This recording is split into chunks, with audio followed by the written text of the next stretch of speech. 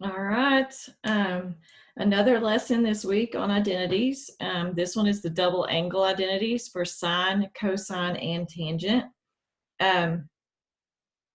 These, at least for sine and cosine, are pretty important for you to memorize, especially if you plan on taking calculus at some point.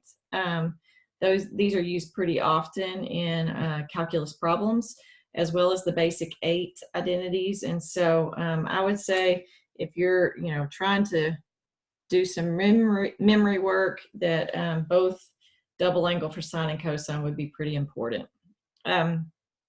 So kind of like the notes that we did in 5-4, these are pretty straightforward if you know them. We just need to be able to match left to right, right to left. If you'll notice, the double angle for cosine has 3 options. So I just want to explain those just a little bit. All 3 of these are equivalent to cosine of 2 times an angle, or the double angle for cosine. But here's why.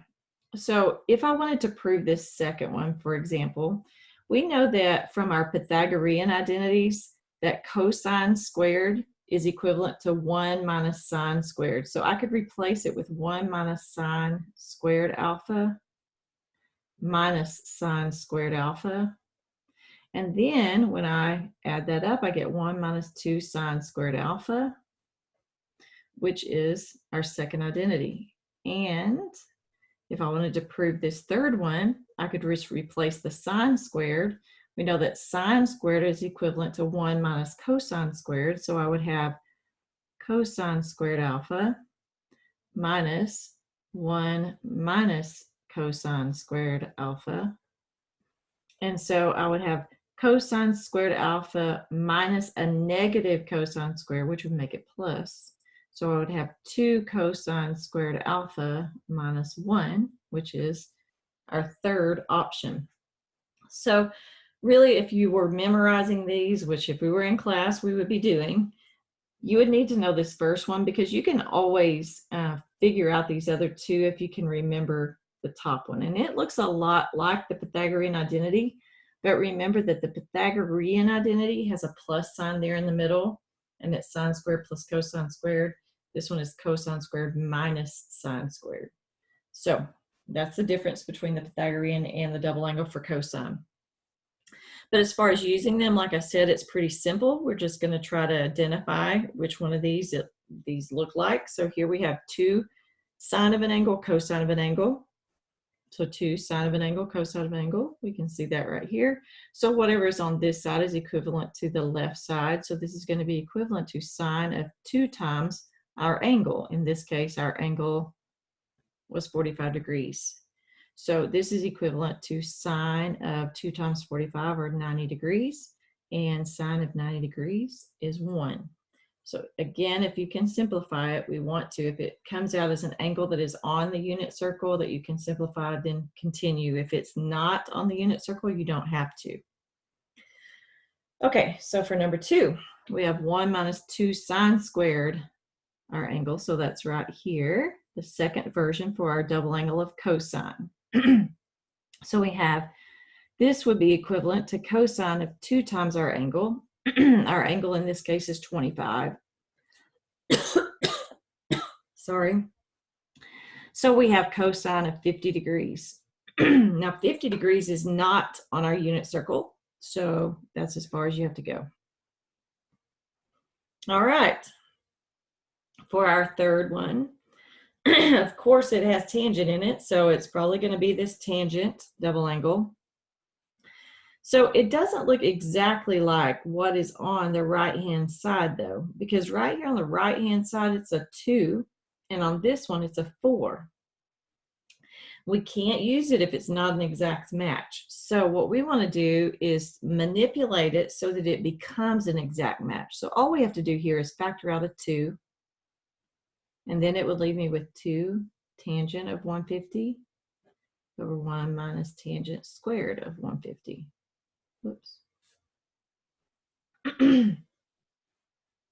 All right, so now I've got the exact match of the right-hand side.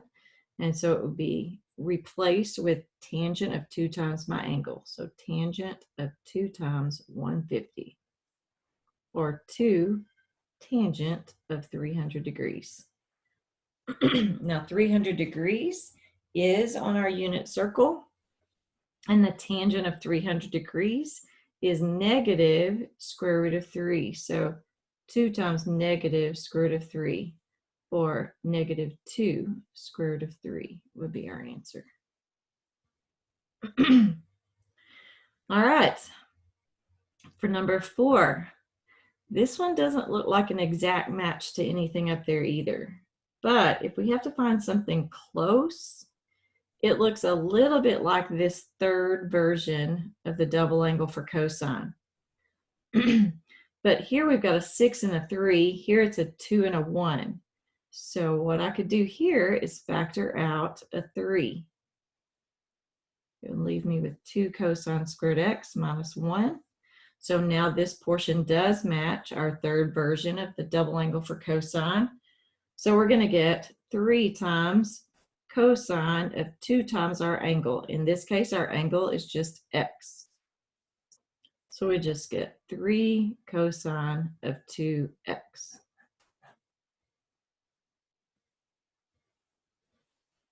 All right. So number 5 here. If we were going to try to match it up with something, we probably would be looking at this second version of the double angle for cosine, but it's missing a 2. So I'm not sure that it's an exact match for that, and I'm not sure that we can pull out a 2 because then it would make the 1 a 1/2. So this one's really just a trick question.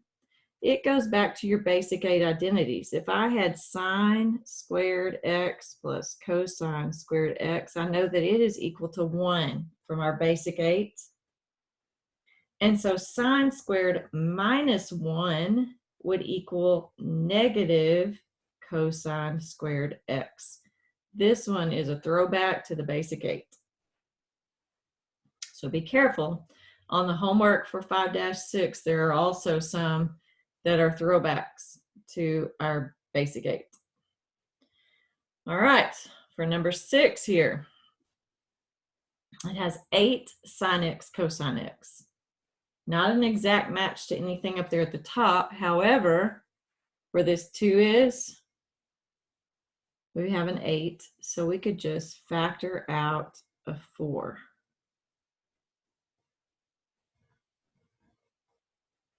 So now this portion is an exact match, so I could replace that with the left side, which is sine of 2 times my angle. In this case, my angle is just x. So that would be my answer, 4 sine of 2x. All right, so on the next one, we have sine of an angle, and the angle in this case is the entire 3 theta, cosine of that same angle, 3 theta. But that is not an exact match to anything up there either. It is very similar to this 2 sine alpha cosine alpha. It's missing the 2. We're not allowed to just throw in a 2, but what we can do, if we put a 2 in and multiply that 2 by 1/2, then we're really just multiplying by 1. So what we can do is 1/2 times 2 sine of 3 theta cosine of 3 theta. And all of this now matches. So we have 1/2 sine of 2 times our angle. In this case, our angle is 3 theta. So we have 1/2 sine of 6 theta.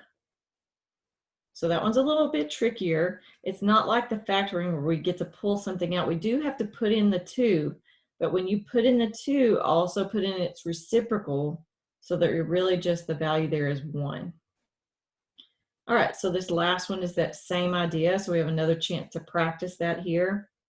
It is the same. It's going to be the double angle for sine, but we don't have the 2 in front. So we're also going to need to put that 1/2 in there again. 1/2 times 2 times sine of 10 degrees cosine of 10 degrees. So then we can replace this portion with sine of 2 times 10. So we end up with 1/2 sine of 20 degrees. All right. So don't forget that some of these may, oh, I'm sorry, I didn't have that quite far enough up there. I'll give you a minute to look at that. So don't forget too that when you're doing your homework, you're going to need to look also for the basic 8. But other than that, these double angles and our sum and difference for sine and cosine, they really just match up if you can match it to the side that it resembles. Then it will look, then we want to equate it to the other side. All right, I feel like I'm struggling with my words a little bit today. I hope you guys have a good week.